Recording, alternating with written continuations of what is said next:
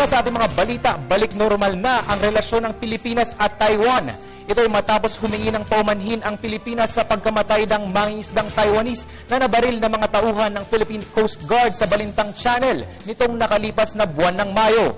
Naging positibo naman ang pagtanggap ng pamilya ng nasawing Taiwanese fisherman paumanhin ng Pilipinas. Kaugnay nito, tuluyan ang tinanggal ng Taiwan ang freeze hiring sa mga overseas Filipino workers. May karagdagang ulat ang aming kasamang si Julius Disamburon.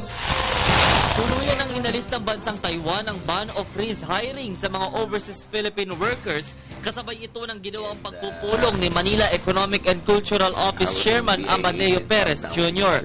sa mga opisyal ng Taiwan Foreign Affairs Ministry matapos ang Balintang Channel shooting incident.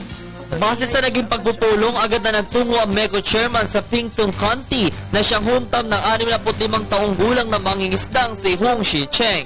Si Perez ang siyang humarap at naging kinatawan ng bansa upang personal ang humingi ng tawad at bigyan ng kaukulang kompensasyon ng pamilya na mangingisda.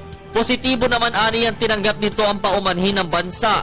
Ang nasabing paumanhin ay kasunod ang ibinigay na rekomendasyon ng National Bureau of Investigation na kasuhan ng 8 tauhan ng Philippine Coast Guard na namaril sa naturang mangingisda. Maalalang Mayo 9 nang masawi ang mangingisda sa bahagi ng Balintang Channel matapos umanong mabaril ng mga tauhan ng PCG.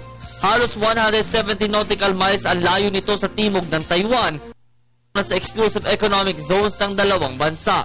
Lula nito ng Guang Taxin 28, isang 15-ton fishing vessel na kung saan kayang magsakay ng 4 katao. Nagdulot naman ang nasabing insidente ng hindi pagkakaunawaan sa pagitan ng Pilipinas at Taiwan. Ito din ang naging dahilan ng naturang bansa para ipatupad ang nasabing sanctions gaya ng pagpigil na kumuha ng mga manggagawa galing dito sa bansa at ilan pang travel advisories lalo na sa turismo at pakikipagkalakalan. Base sa mga tala, nasa mahigit 10,000 mga manggagawa ang siyang nawala dahil sa ban.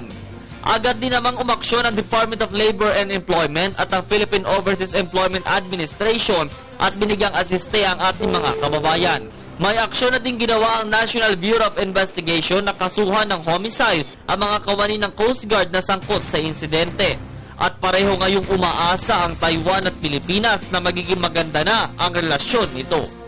Para sa Telebisyon ng Bayan, ako si Julius Disamburon.